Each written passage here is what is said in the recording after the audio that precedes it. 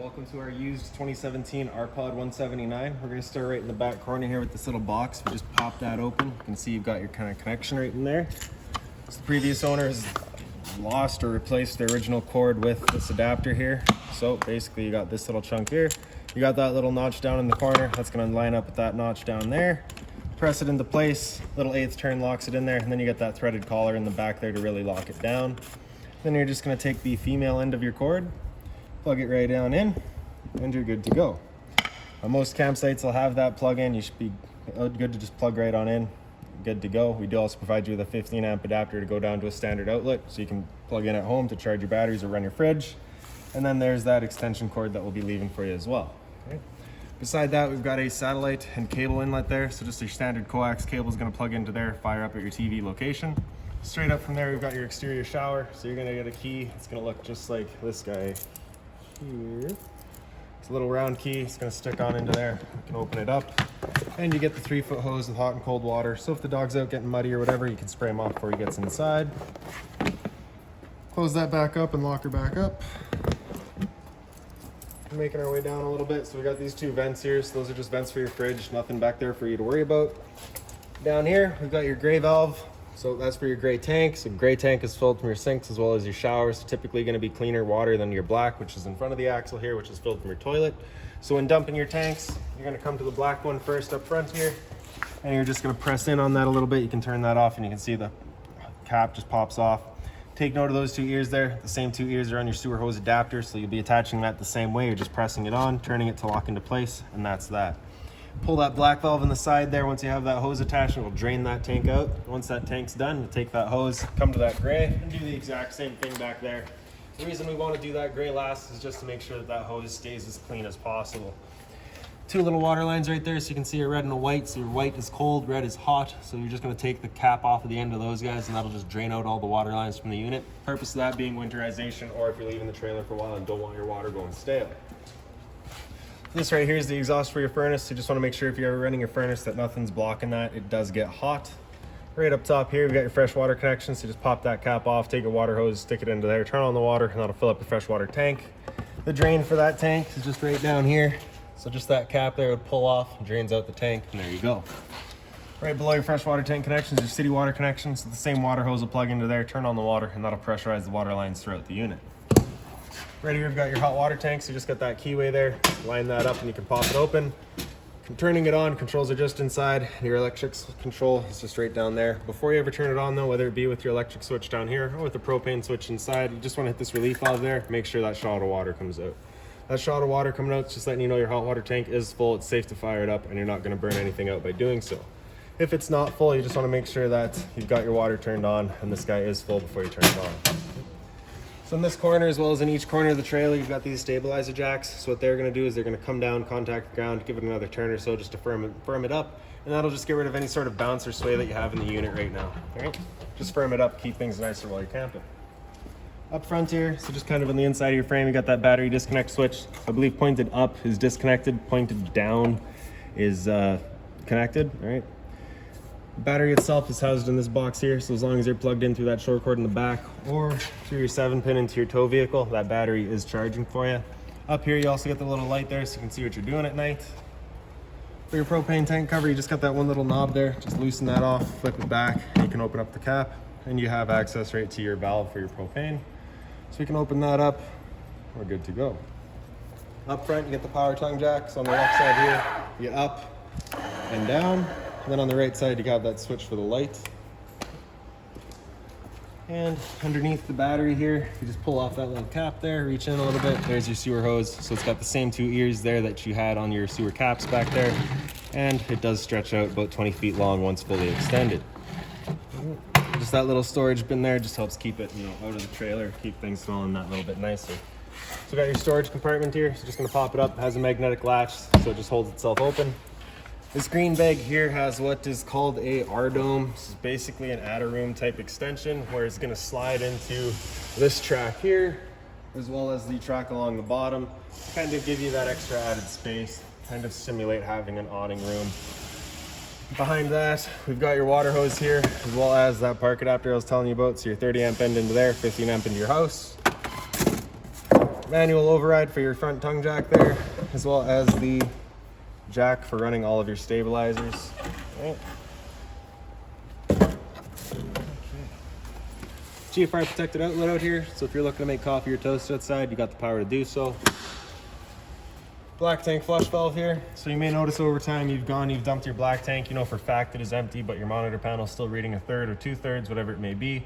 What you're gonna do is you're just gonna take your water hose, plug it into there, open up that black valve and turn on the water, and that'll just flush out that tank, getting rid of any sort of debris that might be causing your issue. Towards the back of the units, this little plug in right here, if you just pull that prong up, you got your 2-prong plug there. So you just take a solar panel, plug it into that, and that'll charge your batteries up front. And then in the back is just your spare tire. For your assist handle, just up 90 degrees out, pops into place. Then we'll grab that bottom step and pull it on out. And that's that. So we'll make our way inside now. And right inside the entrance to your left, right by the floor there, we've got your fire extinguisher. So standard, pull the pin, point, and shoot.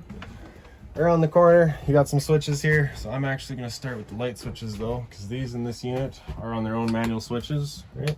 So just hit those center buttons and the lights will come on. If you leave these lights on long enough and you turn them off, the centers do actually glow there. Right? So for your monitor system here, we've got that on the right. So in the bottom right corner, we've got your water pump. Turn that switch on, turns on your water pump, drawing out of your freshwater tank to pressurize your lines. Beside that, we've got your water heater. Turn that on. You get that little red light in the center there.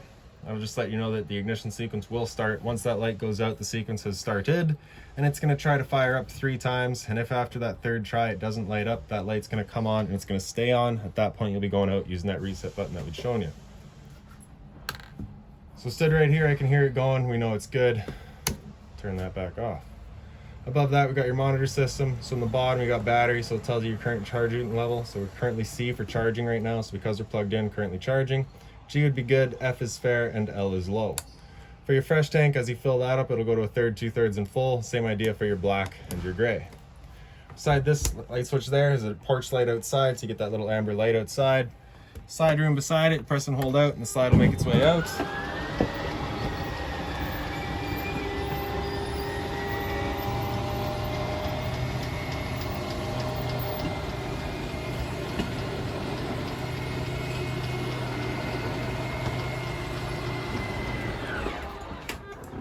This light switch down on the bottom left there is your bathroom light, and then this white guy right here is your thermostat. So we'll just press it bottom and center there and turn it on. First come into fan speed, you hit plus and minus, you can cycle through your different fan speeds. So you got auto, you got high, and you get low.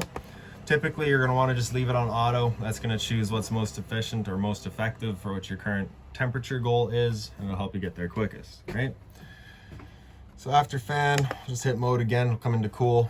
It'll actually bring in the cooling now as well as the fan, right?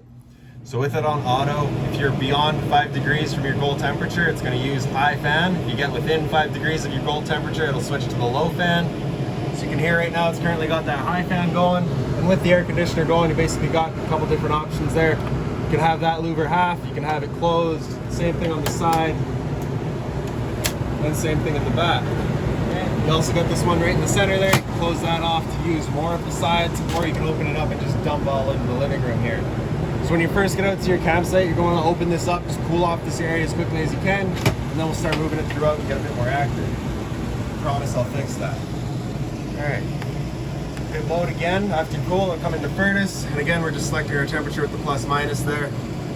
It's going to turn off the air conditioning fan and turn on the furnace fan because we're in auto. If you were to leave it on a high or low fan, there is a chance that it just leaves this air conditioner fan running, which is obviously defeating the purpose of running your furnace because it's pulling in outside fresh air. So for running your furnace, definitely leave it on auto. Your furnace itself is just right down here, and if you're actually wondering whether or not it's actually fired up, you can look in that bottom left corner. You should be able to see a little blue glow of the flame going. And then after furnace, we'll just hit mode again, comes back to on off, and that's that, cycles back around. So in your bathroom here, you can see you got the little towel rack, as well as all the little storage along the side there. For your toilet, you just got the little flusher in the back right corner there. Pull that, she flushes. Right. Up on the wall, you've got your shower with hot and cold water, of course, and the sink there. Then right up top, you got your roof vent. So just pull that knob down to unlock it, and then you can just turn that knob to open it up. And I'm not too sure if it's coming through on the video there, but the previous owner did actually install a vent cover here, so you do have a max air up top there. Basically just means if it were to start raining, you're not going to get water through this vent. You can leave it open all the time. In the back corner here, you've got your fan speed switch. So you got 1, 2, 3, and 4, and then off. Once we're done, we're just going to turn it to close. And then once we've got it closed good and tight, just press that knob back up, and it kind of clicks into place and locks it full. So like I said earlier, lights throughout the trailer just on their own push buttons.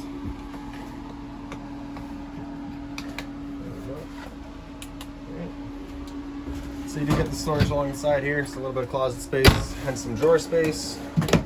Right.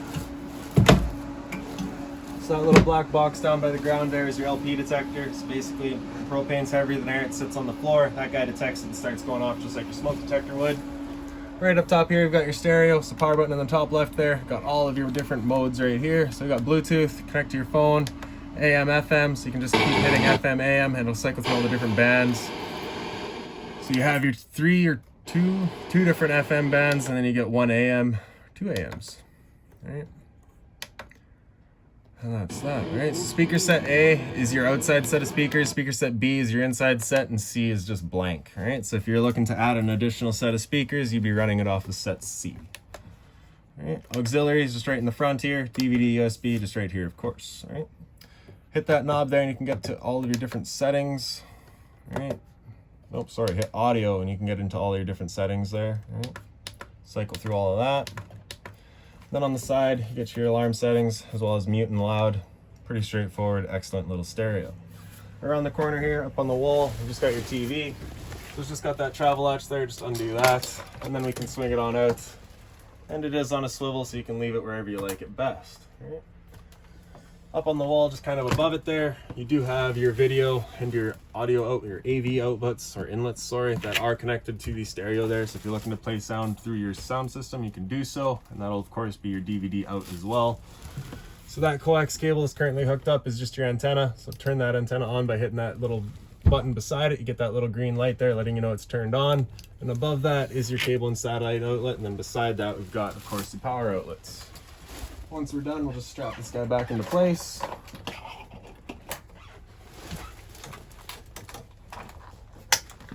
Alright. Blinds throughout the unit, pretty cool, just sit where you leave them. Okay. Same thing over here. A little bit of storage underneath the bed, just again being mindful of the fact that your furnace is right there, so you don't want anything flammable underneath. A little bit of storage underneath these little bins here, as well as in the slide out up top. For the emergency exit, you're just taking these two handles here, flipping them up, throwing the window outside, and hopping on out. And then your table here, so again, just got the travel strap, just undo that. Pull these cushions out to complete the dinette. And this guy just kind of flips around, so you just twist it around. Then you'll see this kind of latch into place and lock it down. And then we can take the table, flip it over. And there's your dinette. All right. Once you're done and ready to go to bed, you're just gonna pull that handle back and flip it around. And then it'll come down low enough that it does actually fill in for a bed by taking the back cushion, as well as, I believe, actually this way and this guy. All right, so there's your bed. Time for breakfast, so we'll put her back up, stick this guy back there, take the table, and it would just pull up, but we're going traveling actually, so we'll just put that back away. And I just like to take this cushion here and just put that right along the back, just to make sure that if you go down a bumpy road or whatever, you're not going to put your table through your window or through your wall. And then again, just the travel strap, just for that added peace of mind. All right. Smoke detector here, so there we go, that guy works. Microwave, that's really nice. All right, so if you didn't believe me before, I hope you believe me now. it works. Stop it. All right, microwave. It's pretty straightforward, just like home, except for the addition of having convection, so you can actually cook in here, right? And grill it. Below that, we got your fridge. The power button there on the left, turn it on. And then you can see just your 3 different settings, or your 3 different sources. So that plug right there just means that we're running off of that AC volt right now. So because they're plugged in, we're currently allowed to run off of that. If we were to unplug, it would automatically switch over to gas, in which case it'll be firing up with propane.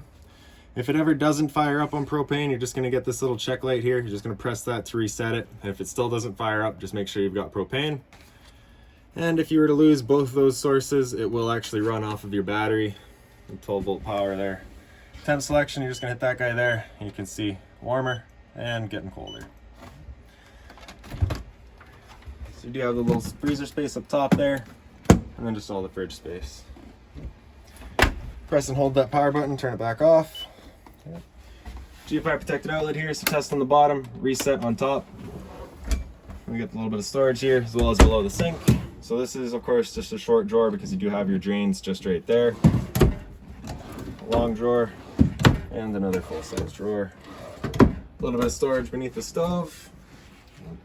And then for your stove, you're just gonna take your knob, turn it over to high or light, hit it with a lighter, and she fires right up.